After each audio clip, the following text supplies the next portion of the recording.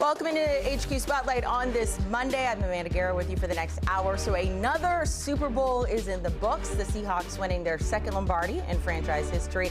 And Seattle fans, they're celebrating. Congrats to you. For the rest of us, we are now waiting 213 days for the next NFL season to begin. Still a lot to talk about. Recapping a little bit of what we saw Saturday night. The Seattle defense absolutely dominating Drake May and the Patriots, sacking him 6 times.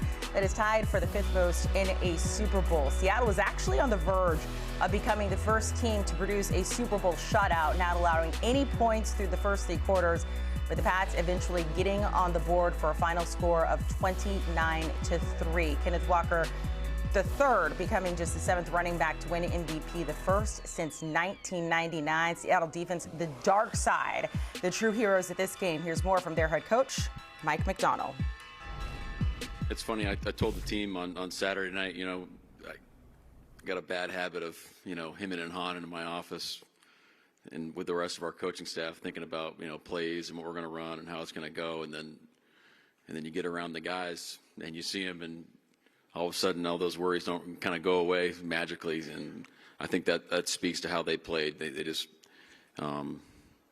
just became very clear very early that they were a determined bunch, that we were going to play our style ball last night. And at that point, really, the plays became irrelevant. It was really the style of how the guys played. And just to play that relentlessly throughout the game was really impressive, and really proud of those guys. They played, that was a remarkable game by our defense. Let's welcome in Wilson and John Breech, getting us ready for next season, recapping what we saw last night. And these are going to be reasons why the Seahawks can actually repeat. If you look at the odds, they are already the favorite to do so. Ryan, we had the Legion of Boom, right? But that was for several years. They are calling the Seahawks defense the dark side. You were starting with the reason Seattle can repeat, that the dark side can get even better. Yeah, even better and even darker. Good to see Amanda. Good to see you, Breech. And Breech, I'll just let you know, last night Amanda texted me as the game was ending, because last week I said one of the reasons the Patriots were so good because their offensive line was better. They did not get the memo, nor did the Seattle defense, because they went absolutely crazy in that game. And John Schneider, the GM, deserves a ton of credit, because that team is incredibly young on that side of the ball. They have a ton of guys on rookie deals. We saw Nick Emmanwori, their 2nd-round pick. He's on the field consistently when he's healthy. Devin Witherspoon made play after play. They have Byron Murphy in the middle of that defense. And the point, too, that I'll make in a moment here is that they have some money to spend should they decide to choose to do so this offseason. So that defense has been out of this world, and I think it's only going to get better. First of all, Ryan, I just want you to know I wasn't going to bring that up. Like, I had the opportunity. I wasn't going to do it. I wasn't going to throw you under the bus. But yes, everything else you said about the Patriots, right? Maybe that was wrong. John, we're going to go to you. Reasons the Seahawks can repeat. It has to do with their head coach, Mike Macdonald, who we just heard from. That was sound, by the way, from this morning. Only 38 years old. Why are you so enamored with him when it comes to next season? Right, and it kind of ties into what Ryan just said with the defense. Mike Macdonald took all these chess pieces, and then he just went after the Patriots, and they could not stop anything that the Seahawks did defensively. And when I think of Mike Macdonald now, after just 2 seasons, to me, you start putting him in the conversation. On the offensive side of the ball, Sean McVay is kind of viewed as that young offensive genius. Well, Mike Macdonald, to me, is that guy on the defensive side of the ball. He's 38 years old, the 3rd youngest coach ever to win a Super Bowl. And what he's been doing has just been absolutely impressive, and specifically against young quarterbacks. Drake May did not stand a chance in the Super Bowl. And during his 2 seasons on the job, Macdonald has coached against 7 quarterbacks who are in their 1st or 2nd year. The Seahawks have gone 7-0 in those games. So he is just throttling young quarterbacks. They don't know what to do against his defenses. And in the Super Bowl, it was as simple as, hey, look, we're going to stop the run, and we're going to dare the Patriots to throw on us, and we don't think they can do that because we're going to blitz guys left and right from the corner. We're going to put pressure on with our defensive linemen, and the Seahawks, just everything they did worked. And so The fact that Macdonald's able to get this out of his defense, this unit was the best in the NFL all year. They gave up the fewest points during the regular season. They made a statement in the playoffs, made a statement in the Super Bowl. I think Macdonald is here to stay for a long time, and we might see him win a couple more Super Bowls as the head coach of the Seahawks. The third youngest head coach at the age of 38 to win a Super Bowl. So he's here, according to John, to stay a long time. Brian, what about Sam Darnold? How are we feeling about him going into next season? You feel great. And again, I feel really happy for Sam Darnold because to this point, or maybe just to last year when he won 14 games with the Vikings, but they lost in the playoffs, this is his sort of vindication. I think he said and done all the right things. And the other thing, and you can't say this enough, fit matters when you're talking about quarterbacks, especially guys you're drafting in the top 5, or in this case, top 3.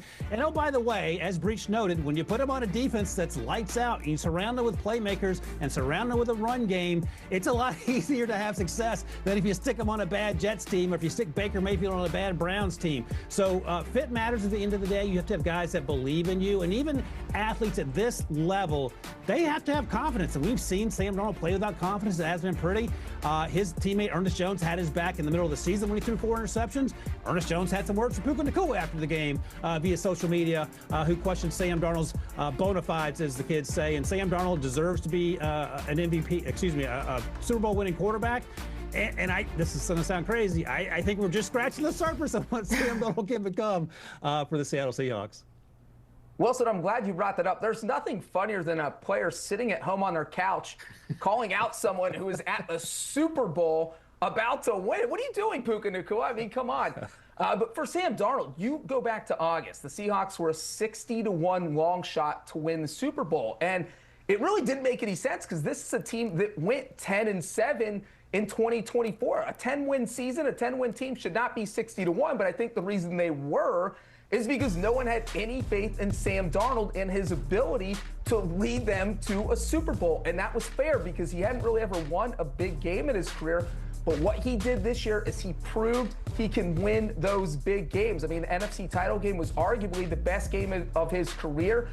He wasn't great in the Super Bowl, but the one thing he didn't do was make any mistakes. No fumbles, no interceptions, and that stood for the whole entire postseason. I mean, this was a guy who led the regular season, who led the NFL in turnovers during the regular season, didn't have a single one during the playoffs. So he's playing smarter football. And I absolutely agree with Ryan. It feels like they're just scratching the surface. Darnold's only going to get better. And we already talked about how good that defense is. So Darnold doesn't need to play Patrick Mahomes level football or Joe Burrow level football for this team to be great. He just has to be Sam Darnold, and that's what he was in the Super Bowl. We've heard it so many times. Sometimes you don't get the quarterback you want, but the quarterback you need. And in the case, it looks like it is Sam Darnold for the Seahawks. Okay, so we've been talking a lot about personnel, the players, and the coaches.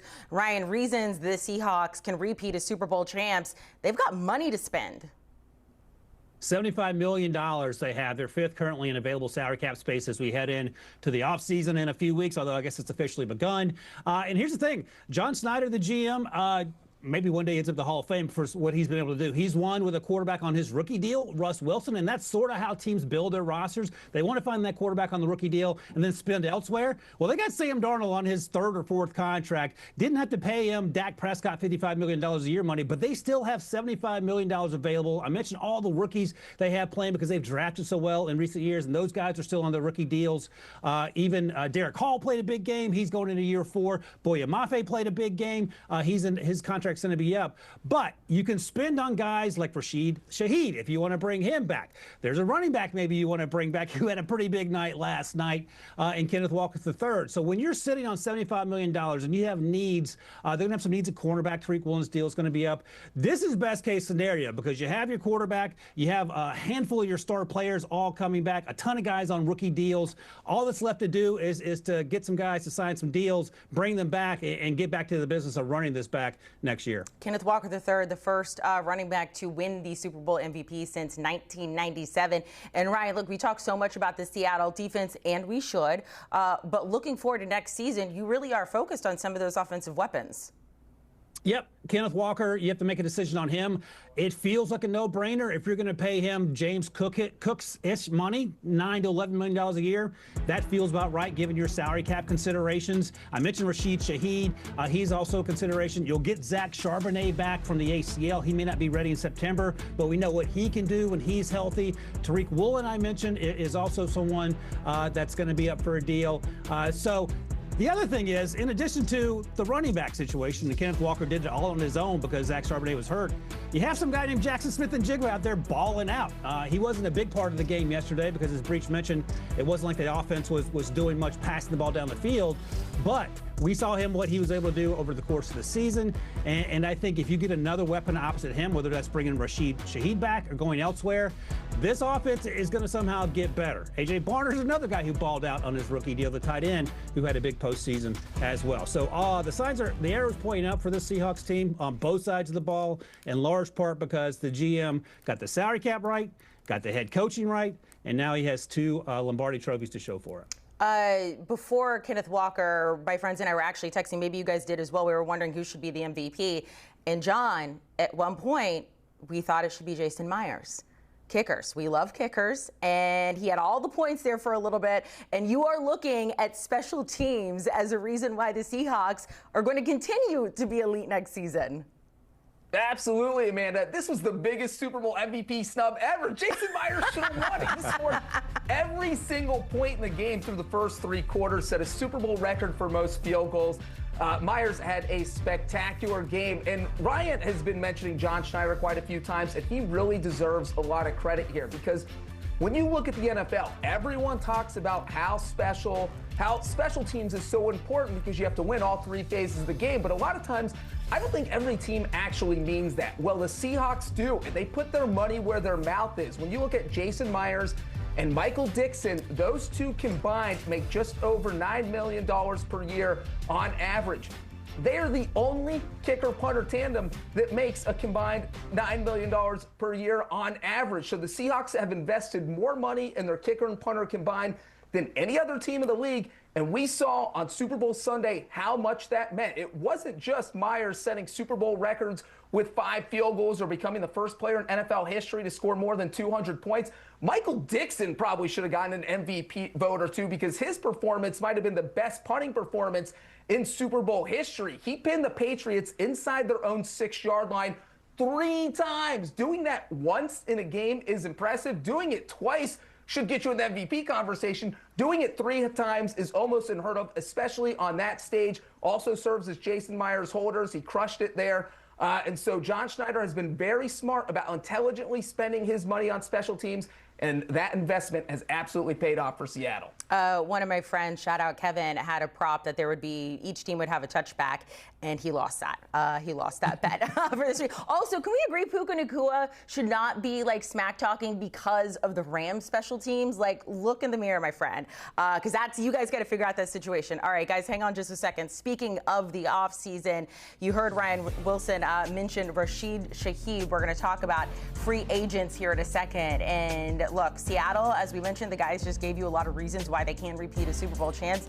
As of right now, the betting favorite sitting at plus 750, followed by Puka Nacua and the Rams at plus 800.